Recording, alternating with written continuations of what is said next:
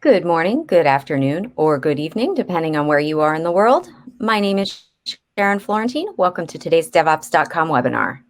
We have an awesome webinar for you today, but before we get started, I need to go through a few housekeeping items with you.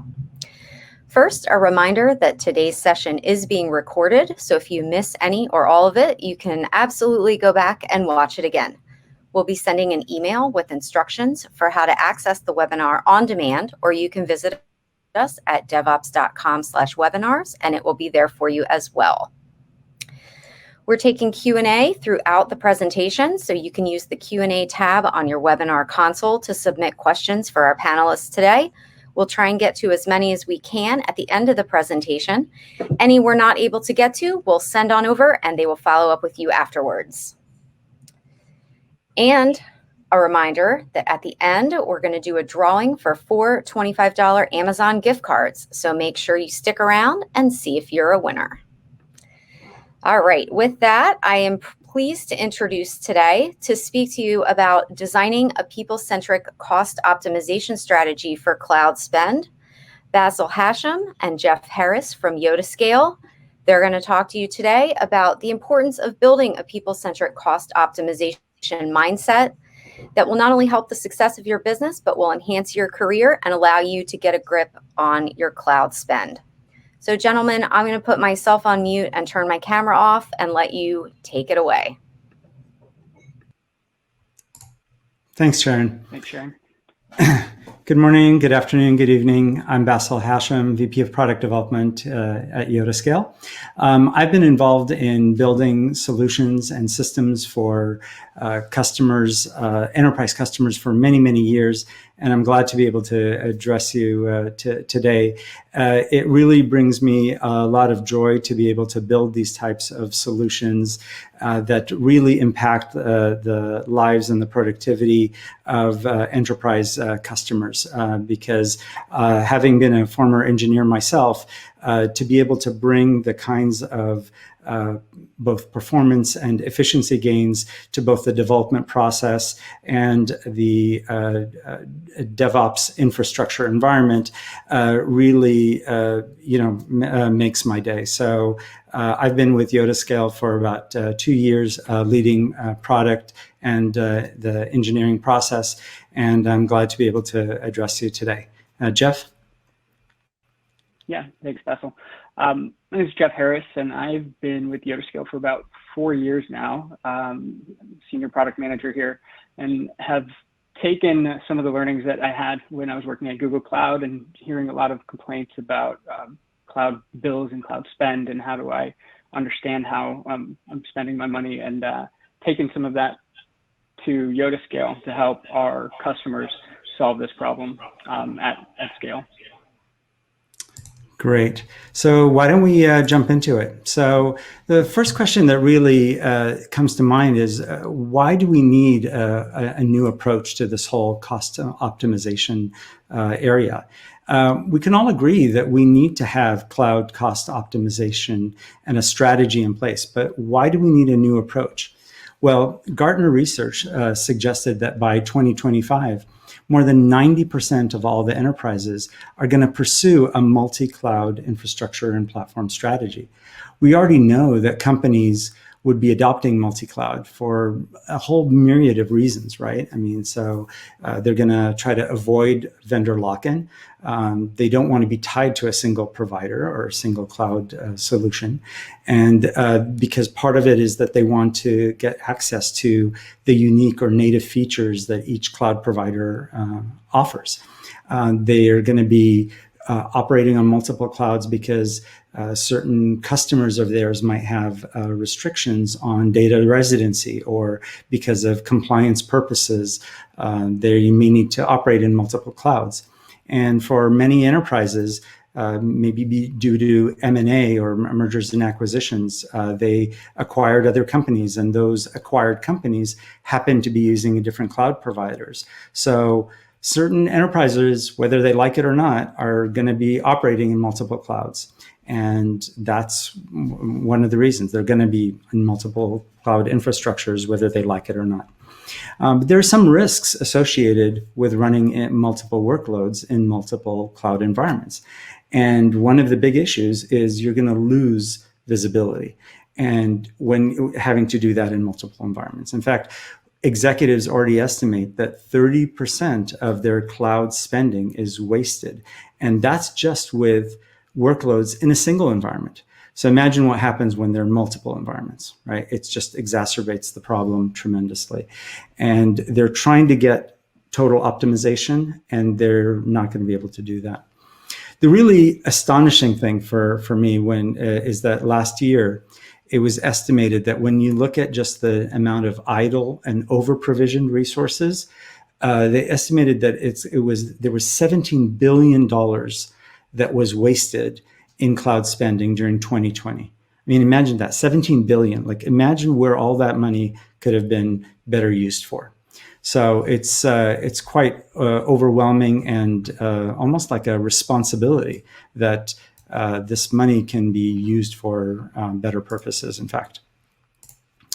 So when we take a look at that, the issue is that the current cost management is not very people-centric, right? Legacy tools and manual processes are totally inefficient, and they're not effective in enabling engineers to really just take ownership of managing the cost and performance decisions, especially at the time of designing the applications, right? So consider, for example, this whole concept of reserved instances and savings plans, right? Reserved instances that are right-sized to your actual workloads is one of the best ways and most cost-effective ways to reduce your cloud spend. But the lack of visibility into what your actual usage is means that it's hard for somebody in ops or in the application development side to work with finance to optimize reserved instance purchases. And what that means is that either too much is purchased, or too little is purchased, or people's workloads rely on spot instances, or reserved instances end up sitting idle. Trying to right-size the reserved instances manually can sometimes take weeks or even months, and then it's too late. So it's just really inefficient. Take another area, cost anomalies. Nothing worse than getting a bill at the end of the month and discovering a huge bill, right? Receiving that dreaded bill shock, or not understanding why the bill was bigger than it was supposed to be. And maybe it's like there was a test instance that didn't get shut down, or maybe you have a customer of yours that had a usage spike, or it's something that was expected. For example, you have one group that maybe decided to spin up another environment, but didn't get a chance to communicate that expectation of a larger bill to the greater team. And engineers can spend weeks trying to track down an unknown cost anomaly when they don't have the right level of visibility of where their costs are going. So there's lots of administration associated with this, right? Engineers are spending much of their time tagging and doing tag hygiene, correcting incorrect tags. There's a bunch of human error associated with it, trying to spell tags correctly or correcting spellings and doing all of that, right? There's a bunch of manual work associated with managing the cost data. A lot of times spreadsheets are used, right? And variations on these spreadsheets and additions of it, and shipping the spreadsheets around. Sometimes these spreadsheets don't provide accurate information. They're inconsistent, and the cost visibility between the different departments is just plain uneven.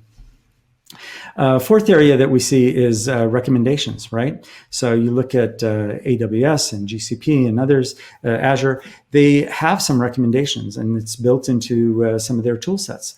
But it's not always at the right scale to manage at an enterprise level. So sometimes you'll get thousands of recommendations, and they're accurate. but they're at the individual instance level, which sometimes is very time consuming to take advantage of that benefit.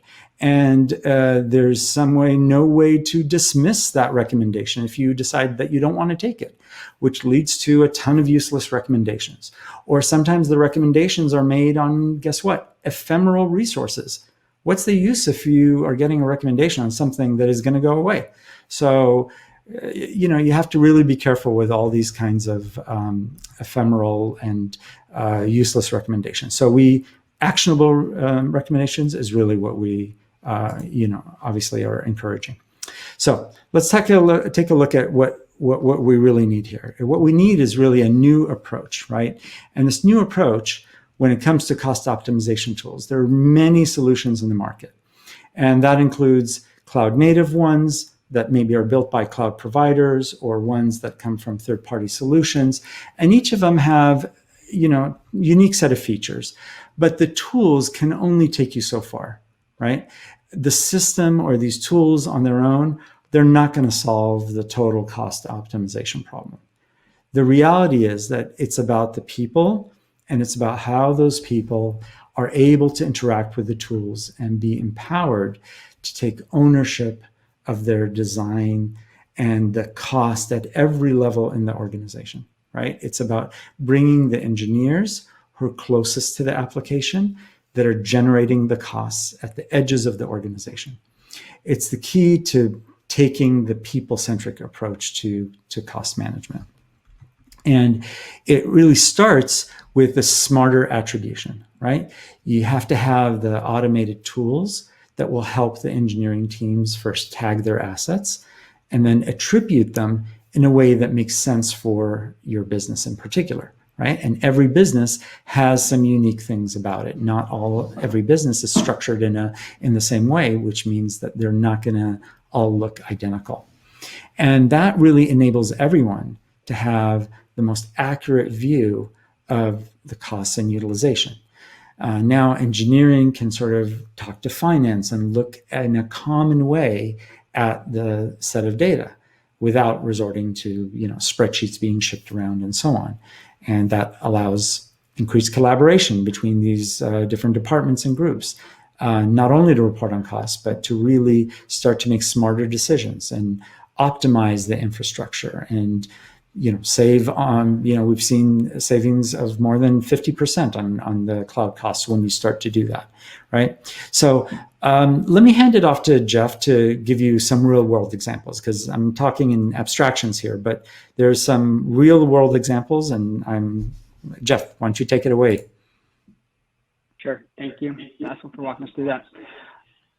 And I do hear an echo. I apologize for that. I don't know if anybody. Yep, I'm good now. Okay. So let me go ahead and, well, maybe not. I will just walk through this, and I apologize for any echo that's out there. But what I wanted to talk to you guys about today were a few of cases where I've actually worked with some large companies that were facing really big cost problems with cloud. And starting today, I'm just going to kick it off with Hulu, who was initially, when they first moved into cloud from their on-premise data centers, they were focused on performance and scale. And spend was kind of, we got to keep an eye on it, but that's not where we're going to focus right now. The change to looking at efficiency happened over the last couple of years. And this is something we see often, where people first get into cloud. It's about making sure that things work. We'll realize the benefit later in terms of cost over the long term. But because Hulu was using Kubernetes, large-scale Kubernetes clusters for deploying their services, Cost Explorer wasn't giving them the level of visibility that they needed to answer the questions that the business was asking.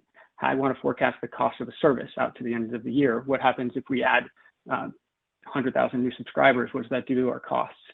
How can we run a business without understanding the interplay between our cloud infrastructure and what our customers are doing with our software? So engineers also didn't have visibility into their costs at all. The level of granularity you could get to was the cost of an EC2 instance that was part of the cluster, but then looking at what pods are actually deployed and how much capacity are those pods using. Ultimately, what Hulu wanted to do is be able to use those pod level metrics like CPU and memory to be able to allocate the cost of the Kubernetes clusters back out to the services, to the engineering teams that were operating those services, so that they could be aware of costs and find those inefficiencies. Now, they're able to do that by comparing the pod reservation, find the inefficiencies specifically, by comparing pod reservations with the actual utilization and then translating that into dollars wasted. So not only are they able to identify where a team is using only 20% of the capacity that they're reserving at the pod level, but they're also able to identify which teams are spending the most money with that waste. And how do we go down and have those conversations and start working through how much capacity really needs to be reserved for this service. Ultimately reducing the cost of the cluster by making changes at a small scale. So now that they have this data, they're also able to drive internal discussions and change the way that the infrastructure is used, which is driving down the unit cost for them in terms of dollars spent per video watched. Additionally, Hulu also, it's a big company. There's a lot of services being created. So as those services are created, they're able to automate the process of getting to the cost of that service. So and set up a dashboard, deliver that information to the engineering team who owns that service in their Slack channel, all just after a service is deployed. This kind of just automatically tracks this, picks up some information from some internal systems, and then sets up these dashboards and communication paths for the engineering teams. Another one here that I'd like to talk about is Compass, and Compass is a real estate company. You see them around where you live if you're here in North America.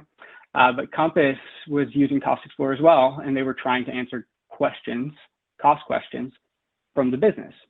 They were struggling on making progress on cost containment efforts, so they were also at the stage of moving from get in the cloud, make sure things work, to how do we make this efficient and really realize the benefit of cloud, the promise of cloud. So to tackle this problem, they first set out to allocate their costs, right? So going from just saying, hey, this is how much EC2 costs, but actually saying, well, which engineering team should this resource be allocated to? Once you can get down to that level of information, level of granularity, Compass was able to automate the reporting of costs, again, delivering the information to Slack, setting budgets at a team level, being able to see forecasts at team service levels. And then for the VPs, they're actually able to get a view across their business unit of what their forecast is, what their budget is, able to understand where there's opportunities to make savings and reductions. And ultimately, this led to a 45% reduction in costs at Compass for their AWS costs, just through getting this information into people's hands who could do something with it.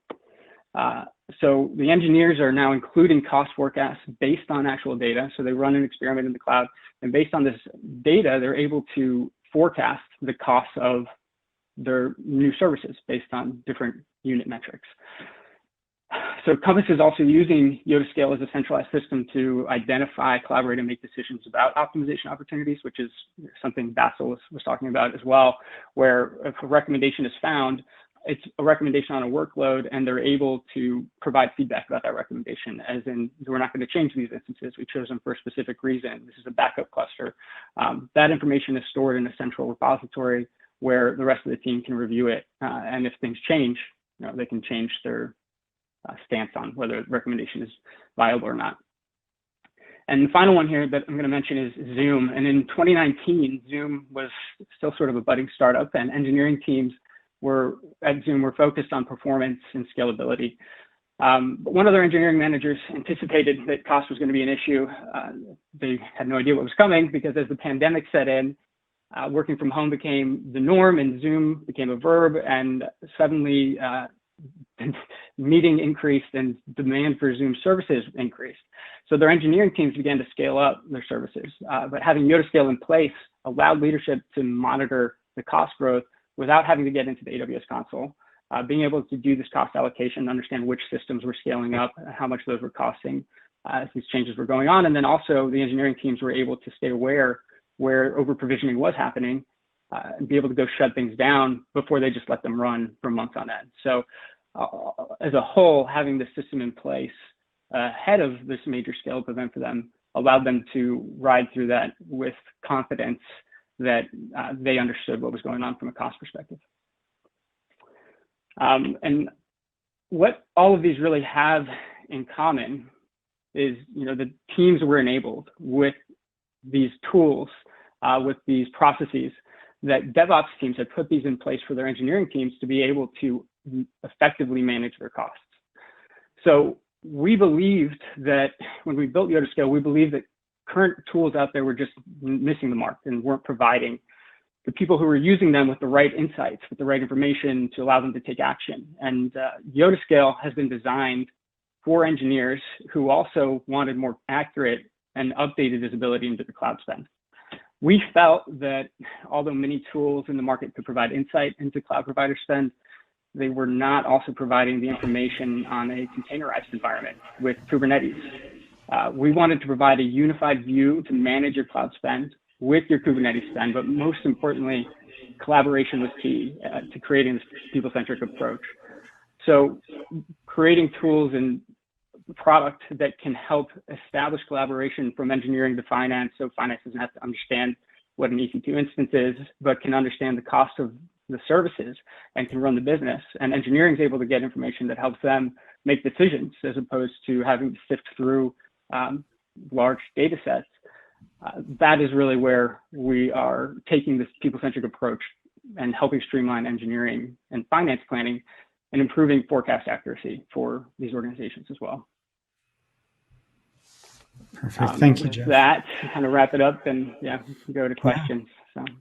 Yeah, I think we can open it up to questions now. Let's take a look at our Q&A, and if folks, I guess, Sharon. Yeah. All right. So, first question that we've got here. What are some best practices for resource tagging, and does that include containers as well? Sure. Should I? You want to take it, Jeff, or okay? Yeah, happy to. So, I mean, best practices for tagging, I would say you want an organization policy. You want it to be simple, though. You want it to be uniform across teams. So when I say simple, it's, pick a tag that represents one of the smallest level of granularity that you want to track cost at. So for a lot of companies, that's service. For some, it's team. For some, it's pod. But whatever that is, make sure that there's a tag for that. And then you can use a logical hierarchy to kind of map things up the organization from there. But you want it to be simple so that people will follow it, and you don't want it to be too complicated. And then I would also say you don't want it to be manual, so you want to have it automated and actually tag resources when they're created, ideally through like infrastructure as code, as opposed to just everybody kind of free-form going out there and tagging things themselves. Yeah. Okay. So let's see. What have you seen as a best practice for who owns costs and cloud spend? Is it DevOps? Is it engineering management? Is it both? Neither? Someone else? Yeah, I'll take that one. I really think that DevOps is one of the players that's involved in the best practices center of excellence for cloud management, but really they act as the enablement piece, but not the central owner for all the total cost. Right? The center of excellence for cloud management should involve finance and engineering management and DevOps, of course, but it's not their realm of control, right? Engineering teams should be empowered to own the costs themselves because ultimately they're doing the design and engineering and architecting what's there, but DevOps should certainly, play a part. And engineering has the best context to be able to do that. So it certainly is a collaboration and there, but I don't think that DevOps should be the ultimate owner, and it's a collaborative process for sure. Okay. What kind of white label features do you have at Yodascale we have an audience member who's interested in using it in their application for customers. Is that something you can speak to? As far as white label, I don't think there's anything we are doing in a sort of white label product sense, but we do have customers who are more sort of like the service provider, and they run DevOps for their customers. We have APIs available, so it's possible you pull information out from Yotascale and use that in another place as well. So for sure, we'd love to talk about the use case a little more specifically if you want to reach out to us, and we can catch up later. Awesome. All right. What's the best way to plan reserved instance purchases?